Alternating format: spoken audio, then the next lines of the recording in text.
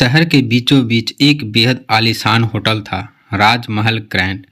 उस होटल की पहचान सिर्फ उसकी चमक दमक नहीं थी, बल्कि शहर के बड़े बड़े कारोबारी, नेता और विदेशी मेहमान वही ठहरते थे। एक दिन सुबह करीब 10:30 बजे होटल के मुख्य द्वार पर एक बुजुर्ग व्यक्ति पहुंचे। साधारण सा सफेद कुर्ता, पैरों में घिसी हुई चप्पलें, कंधे पर फीका पड़ा कपड़े का थैला और हाथ में लकड़ी की छड़ी। उसका नाम था हरि नारायण मिश्र। जैसे ही वे गेट के पास पहुंचे, सुरक्षा गार्ड ने उन्हें ऊपर से नीचे तक देखा और तुरंत सामने आकर रास्ता रोक लिया। बाबा, कहाँ जाना है? हरि नारायण ने शांत स्वर में कहा। बेटा, मुझे अंदर जाना है, मेरी यहाँ एक जरूरी मुलाकात है। गार्ड ने हल्का सा मुस्कुराया, मगर वह मुस्कान सम्मान की नहीं थी। यह कोई साधारण जगह नहीं है बाबा, यहाँ बड़े लोग आते हैं। इतने में रिसेप्शन काउंटर पर खड़ी होटल मैनेजर नेहा मल्होत्रा की नजर उधर पड़ी।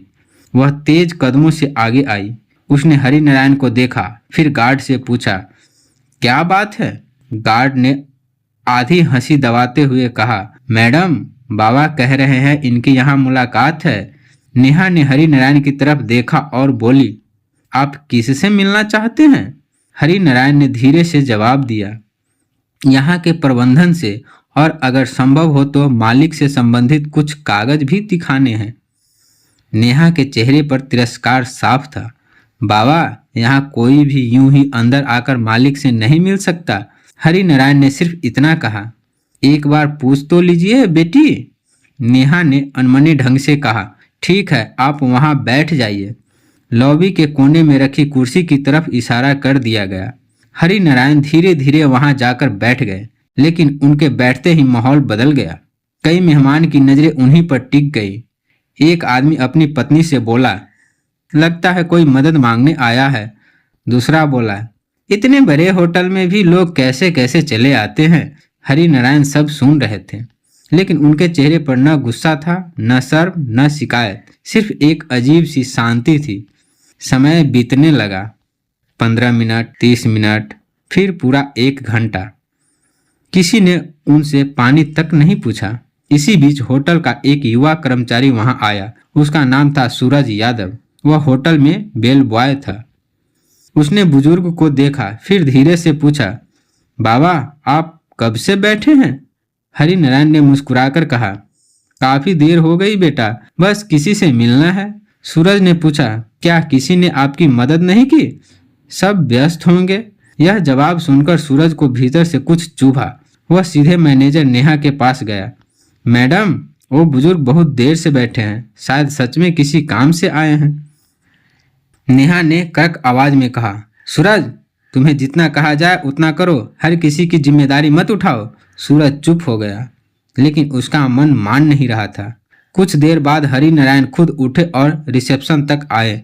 उन्होंने विनम्र स्वर में कहा, बेटी, अगर आप चाहो तो मैं खुद प्रबंधन से मिल लूं। नेहा ने नाराज होकर कहा, आप समझ क्यों नहीं रहे हैं? अभी समय नहीं है। हरि नारायण ने पहली बार थोड़ा गंभीर होकर कहा, समय की कीमत मैं भी समझता हूँ।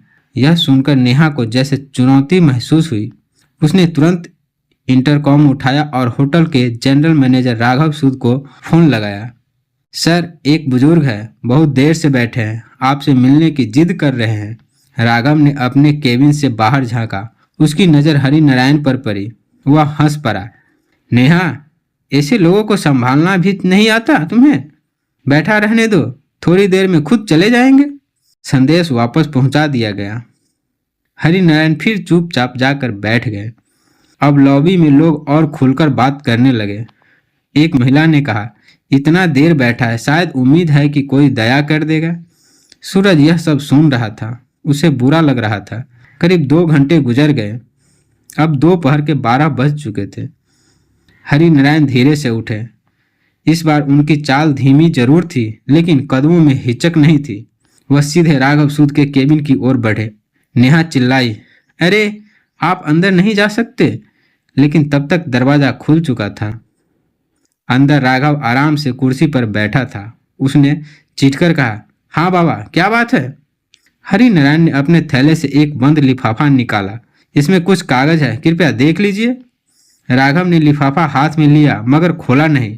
टेबल पर पटकते हुए बोला, मुझे लोगों को पहचानने के लिए कागज देखने की जरूरत नहीं पड़ती। हरिनारायण ने उसकी आंखों में देखते हुए कहा, कभी कभी पहचान आंखों से नहीं सच से होती है। राघव हंस पड़ा। देखिए बाबा, यह जगह आपकी नहीं है, बेहतर होगा आप सम्मान से निकल जाएं। हरिनारायण ने धीरे से सिर हिलाया। ठीक है, मैं जा रहा हूँ, लेकिन याद रखना, कभी कभी सबसे साधारण दरवाजे से सबसे बड़ी सच्चाई भीतर आती है। वह मुड़े और बाहर निकल गए। पूरा होटल जैसे राहत की सांस लेने लगा। राघव मुस्कुरा रहा था, लेकिन सूरज की नज़र उस लिफाफे पर थी। सब शांत होने के बाद वह धीरे से केबिन में गया, लिफाफा उठाया। अंदर कुछ पुराने दस्तावेज, होटल के शुरुआती रजिस्ट्रेशन पेपर और शेयर होल्डिंग रिकॉर्ड थे। उसने घबराकर कंप्यूटर खोला, फाइलें मिलाई और अगले ही पल उसके हाथ कांपने लगे। रिकॉर्ड में साफ लिखा था, हरिनारायण मिश्र, संस्थापक सदस्य, 61% हिस्सेदारी। सूरज की सांस अटक गई। वह रिपोर्ट लेकर दौड़ा। सर, बड़ी गलती हो गई, राघव ने झुझलाकर कहा। अब क्या है? सर, वो इस होटल के सबसे बड़े हिस्सेदार है। राघव ने रिपोर्ट हाथ में ली। इस बार उसने पढ़ा और उसका चेहरा पीला पड़ गया, लेकिन उसके भीतर का अहंकार अब भी पूरी तरह टूटा नहीं था। कोई पुराना रिकॉर्ड होगा, उसने बात टाल दी। मगर रात भर होटल में यही चर्चा रही। अगली सुबह माहौल बिल्कुल अलग था। करीब 11 बजे होटल के सामने 3 गाड़ियां आकर रुकी। सबकी नजरें उधर मुड़ गई। पहली गाड़ी से वही हरिनारायण उतरे। आज भी वही साधारण कपड़े थे, लेकिन इस बार उनके साथ 2 वकील, एक चार्टर अकाउंट और होटल बोर्ड के कुछ सदस्य थे। पूरा स्टाफ सन्नाटे में था। वो सीधे लॉबी में आए। हरिनारायण ने चारों तरफ देखा, फिर शांत मगर ठोस आवाज में कहा, मैनेजर राघव सूद को बुलाइए। कुछ ही सेकंड में राघव सामने था। आज उसकी आंखों में वही आत्मविश्वास नहीं था। वकील ने फाइल खोली और सबके सामने दस्तावेज रख दिए। कानूनी रिकॉर्ड के अनुसार राजमहल ग्रैंड होटल के सबसे बड़े हिस्सेदार और मूल संस्थापक श्री हरिनारायण मिश्र है। पूरा होटल स्तब्ध रह गया। नेहा के हाथ कांपने लगे। गार्ड का सिर झुक गया। कल तक जो लोग हंस रहे थे आज खामोश थे। हरिनारायण ने राघव की तरफ देखा। कल तुमने मुझे कपड़ों से आंका था, आज मैं तुम्हें तुम्हारी व्यवहार से आंक रहा हूँ। राघव के पास शब्द नहीं थे। आज से तुम इस पद पर नहीं रहोगे। लॉबी में हलचल फैल गई। फिर हरिनारायण ने सूरज को बुलाया। बेटा, इधर आओ। सूरज घबराते हुए आगे बढ़ा। हरिनारायण ने उसके कंधे पर हाथ रखा। जब सबने मुझे नज़रअंदाज किया, तब तुमने इंसान समझकर बात की। जिस इंसान में सम्मान हो वही जिम्मेदारी का हकदार होता है। फिर उन्होंने घोषणा की, आज से सूरज यादव इस होटल के संचालन की जिम्मेदारी संभालेगा। सूरज की आंखें भर आई। साहब, मैंने तो सिर्फ अपना फर्ज निभाया था। हरिनारायण मुस्कुराए। आजकल फर्ज निभाना ही सबसे बड़ी ईमानदारी है। फिर उनकी नज़र नेहा पर गई। नेहा रोते हुए हाथ जोड़कर खड़ी हो गई। मुझे माफ़ कर दीजिए। हरिनारायण बोले, गलती इंसान से होती है, लेकिन याद रखो, किसी की हैसियत उसके कपड़ों से नहीं, उसके चरित्र से पहचानी जाती है। नेहा की आंखों से आंसू बहने लगे। फिर हरिनारायण ने पूरे स्टाफ और मौजूद मेहमानों की ओर देखा। उनकी आवाज़ गूंज उठी। यह होटल सिर्फ धन वालों का नहीं है। यहाँ आने वाला हर व्यक्ति सम्मान का अधिकारी है। जिस जगह इंसानियत मर जाती है वहाँ वैभव भी ज्यादा दिन नहीं टिकता। कुछ पल के लिए पूरा हॉल खामोश रहा। फिर अचानक तालियों की आवाज गूंज उठी। लोग खड़े हो गए। कल तक जिन निगाहों में उपेक्षा थी, आज उन्हीं में सम्मान था। हरिनारायण धीरे धीरे बाहर की ओर बढ़े। जाते जाते उन्होंने मुड़कर कहा, याद रखना, असली गरीबी जेब की नहीं, सोच की होती है, और असली अमीरी बैंक में नहीं, व्यवहार में दिखती है। इतना कहकर वे बाहर निकल गए। उस दिन के बाद राजमहल ग्रैंड बदल गया। अब वहाँ मेहमान का स्वागत कपड़ों से नहीं, मुस्कान से होता था। गार्ड पहले नमस्ते करता, रिसेप्शन पर सम्मान से बात होती, और सूरज ने होटल के मुख्य दरवाजे पर एक छोटी सी पंक्ति लगवा दी, यहाँ हर इंसान की कीमत बराबर है।